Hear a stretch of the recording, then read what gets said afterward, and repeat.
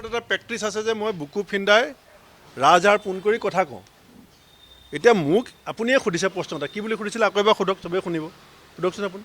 সেইটো বিৰোধীৰ এগৰাকী জ্যেষ্ঠ নেতাই জিতেন্দ্ৰ সিঙলৈ ফোন কৰোঁতে আপোনাক অলপ বেয়াকৈ কৈছিলে।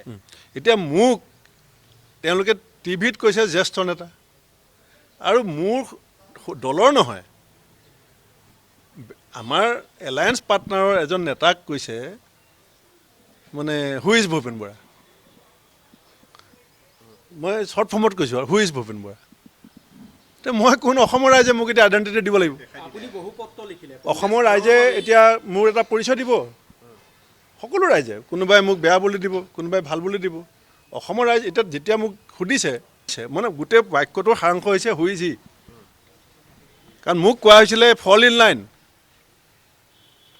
মই কৈছোঁ এইটো নোৱাৰোঁ, প্ৰেক্টিছ নাই, কাৰণ এইটো হেবিটো নাই। আৰু সেইটো কোৱাৰ কাৰণে এতিয়া মোক ক'ব বহুতে যে এওঁ সুবিধাবাদী, এওঁ 10 বছৰ মই সুবিধাবাদী নাছিলোঁ।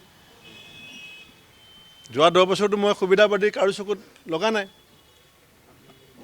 14 চনত বিজেপিৰ বিৰুদ্ধে খেলিছোঁ, 16ত বিজেপিৰ বিৰুদ্ধে খেলিছোঁ, 21ত বিজেপিৰ বিৰুদ্ধে খেলিছোঁ, দিল্লীলৈকে ধৰ্ণা দিবলৈ গৈছোঁ, মাৰ খাইছোঁ, গটা খাইছোঁ, DGP অফিচৰ আগত গটা খাইছোঁ, লাষ্ট গেটত গটা খাইছোঁ। মই সুবিধাবাদী নহয়। এতিয়া কালি আবেলি মই সুবিধাবাদী, কাৰণ মই ৰাজহাৰ পোন কৰি ৰাখিব বিচাৰিছোঁ। মই মোৰ মনৰ কথাবিলাক ক'ব বিচাৰিছোঁ। আজিও যদি সঁচাকৈ মুখ্যমন্ত্ৰী আহে, আপোনালোকো থাকিব। মই বেয়া, মুখ্যমন্ত্ৰী ডাঙৰীয়া নিবিচাৰে বেলেগ কথা, বিচাৰে আপোনালোকো থাকিব, মই বেয়া নাপাওঁ।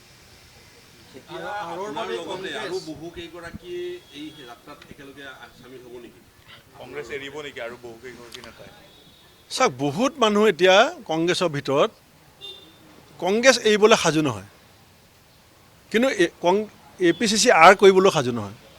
তেওঁলোক অন্তৰ্নন্দত ভুগি আছে। মই নাজানো তেওঁলোকে কি কৰিব। মানে তেওঁলোকে APCC কৰিব, APCC আৰ নকৰে। সেই সংঘাতত মানসিক দ্বন্দ্বত ভুগি আছে। সেই দ্বন্দ্বৰ প্ৰথম বহিঃপ্ৰকাশ মোৰ জৰিয়তে ঘটিছে। এতিয়া কোনে APCC থাকিব, কোনে APCC আৰত থাকিব, সেইটো লাহে লাহে সিদ্ধান্ত